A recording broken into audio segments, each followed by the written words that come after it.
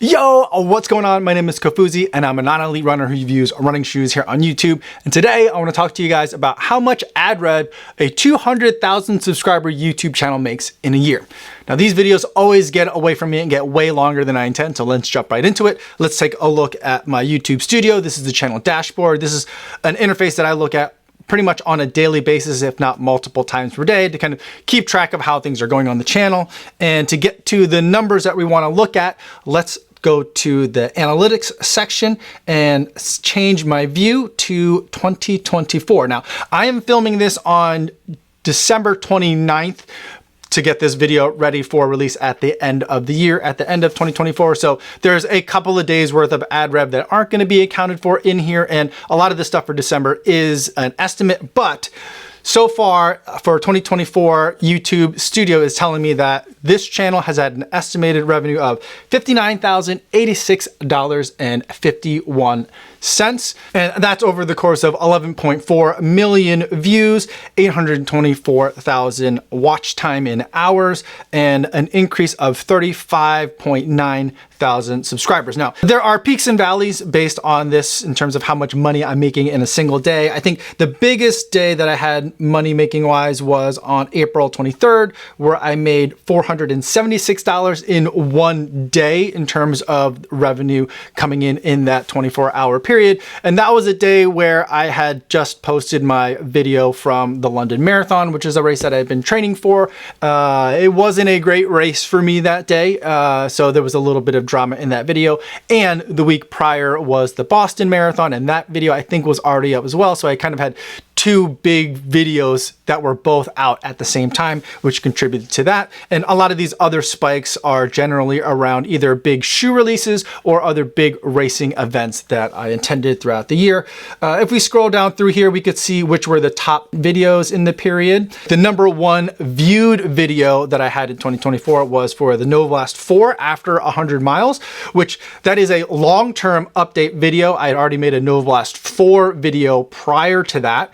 And at the beginning of the year, the long-term update came out, and that came out with 196,000 views over the course of the year. Second place, also another ASICS shoe, the ASICS Nimbus 26. And then third place, another update video, the New Balance Rebel version 4 with 162,000 views. And so the number 1 and 3 spots are really surprising to me because I always feel like that there isn't as lot of momentum around the 100-mile update review video. For those of you that are unfamiliar with the channel, when I review a shoe, I'll run in it a few times, get to about 20 to 30 miles in a shoe before I do a video, sometimes more, sometimes less. And that's kind of like the main hit that I get from reviewing a new shoe. That's when people are excited about it. It's when the shoe is newer. I'll keep running in the shoe to see if things change and how things develop over time and get to about 100 miles. And that's usually when I kind of end my testing period with the shoe. And I'll post an update video. I try to do those a little bit more succinctly because it's a follow-up. I've already done a primary review on it, and there isn't as much interest, or at least feels like it. But to see that two of my top performing videos were update videos is a real surprise. And then another surprise that I see here is that my number 6th most viewed video is a watch video. And now this is a big comparison video, Coros Pace 3 versus a Garmin, an Apple Watch, a Polar Pace Pro. So this was another like a big, wide, multi-watch review that took kind of a lot of time, but I generally haven't been focusing on a lot of watch or device reviews because it feels like those are a lot of work and don't get a lot of views back from it. But this one did bring in 144,000 views, and that's a pretty successful video for me. So maybe I need to rethink that strategy. I do have a bunch of watches that I've been testing lately and I haven't reviewed yet. So I think that means that I should probably do another kind of multi-watch big comparison review video. I just got to sit down and actually film it after going through all of my testing. So let's dig deeper into some of these other sub menus in this analytics section to give a little bit more context in terms of what this running channel gives. So now in terms of published content, I have been doing both shorts and YouTube videos. My short strategy is really just to take the reels that I'm making on Instagram and then post the same one on YouTube Shorts. I've never been a huge fan of making YouTube Shorts, and I don't really love making short form videos. I'm more of a long form guy, but I felt like I have to have some sort of presence in YouTube Shorts, so I'm trying. I'm seeing a little bit of traction and growth from it, but it's still feels like it's more trouble than it's worth. This year I uploaded 143 shorts and I did 101 videos. And those are long form videos, whether it's a shoe review, an update shoe review video, or I also do run travel vlogs where I'm going to a race or going to a running event. And so that's where those 101 videos are coming from. In terms of how viewers are finding me, this is a product review channel. So like search engine optimization is pretty important, but it's not the most important way that viewers are finding me at this point in my YouTube career. The browse features on YouTube are the main way. I think that's scrolling through kind of like your homepage is how people are finding me, or other browsing mechanisms, whether it's like you're shown a kind of like a panel of videos at the end of watching a different video and you can select which one you want to watch next. I think that also counts as browse. 32.6% of my views are coming in from browse and 31.6 are coming in from YouTube search. And those are the two main ways that people find me. Let's compare that to 2023. Where much more of it came from browse and even less of it came from YouTube search, which is interesting because this year I've spent even less time worrying about tags to put into descriptions or making sure that there's hashtags or accounts that are tagged or anything like that. But I've been trying to spend less time worrying about like making sure that everything is optimized and just kind of naming things the way that I would name them if I were to do a search for these things.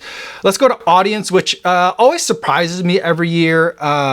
We gained 35.9 thousand subscribers this year, which is actually a big decrease from last year. It's a 27% decrease compared to the amount of subscribers I gained last year.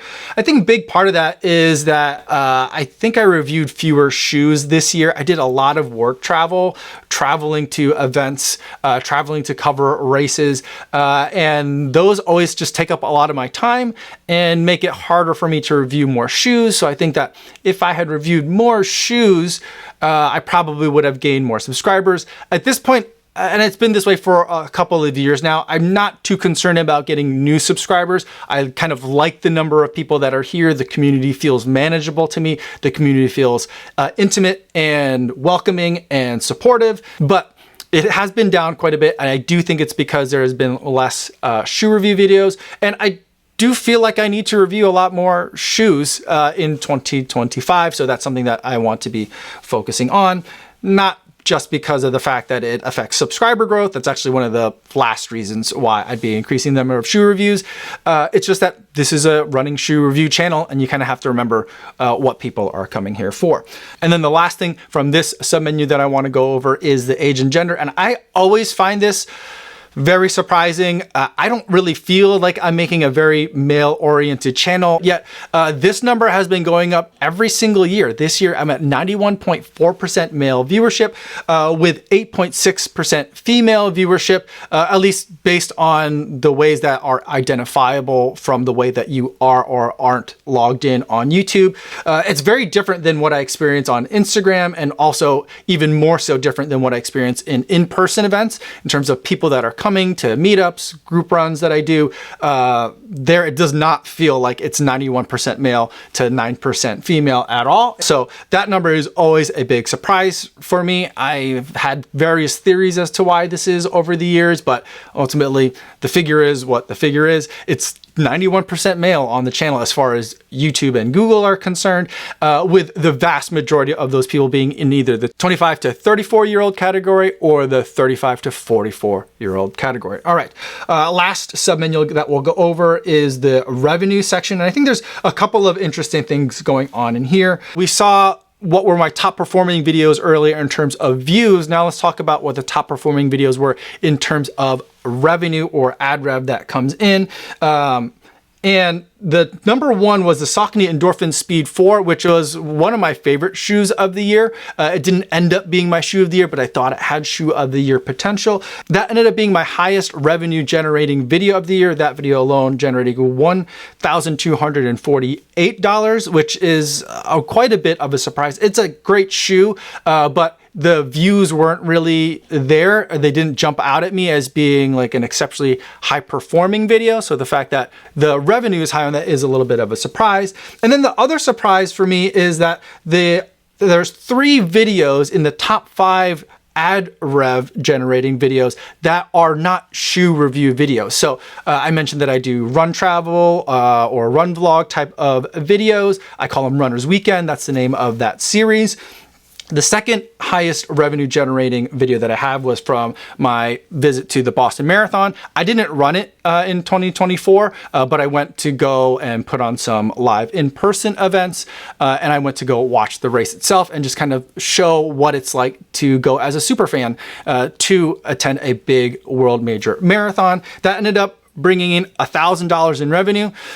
In the net, I think that in terms of the AdRev versus what the expenses were on that trip, the expenses were way more than $1,000, but that is something where I am doing in-person events where I do charge appearance fees. And so there's different math that makes that work out. I'm pretty sure, I'd have to talk to my agent about that, but I'm pretty sure that I ended up positive on the Boston trip. And then number 4 was the marathon trials. So there was a marathon that was run in Orlando for the top American men and women to see who would go to the Olympics. I went to go and spectate that race, chase the athletes around the course and try and film them doing their things and being excellent.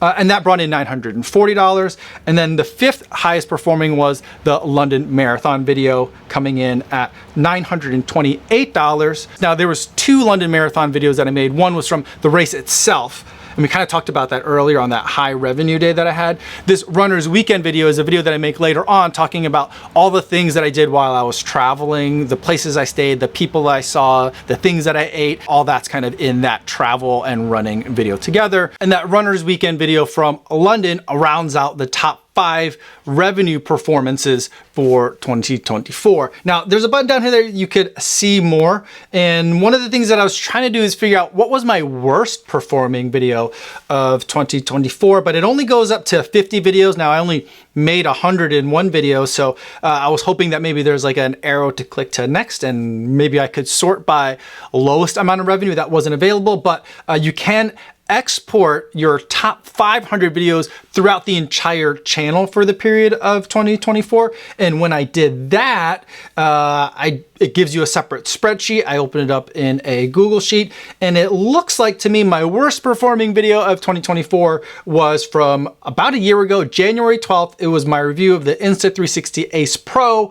That video brought in $55.17, which puts me way upside down on the cost of that camera, because I think it was a $250, maybe a $300 camera, something in that territory. So that one definitely is a flop, which makes sense. I didn't love the camera, and so I'm not a person that likes to go negative on the internet, and I think that my viewers don't like it when I go negative on the internet. So that's a video that I think just didn't do well. So that's pretty much it from what I had planned to go over from all of my statistics on this 200,000 YouTube subscriber channel. Let me know in the comments if you have any other questions that you want me to follow up on in terms of how things work, or any other metrics that are going on in the YouTube channel. I'm happy to share them with you guys.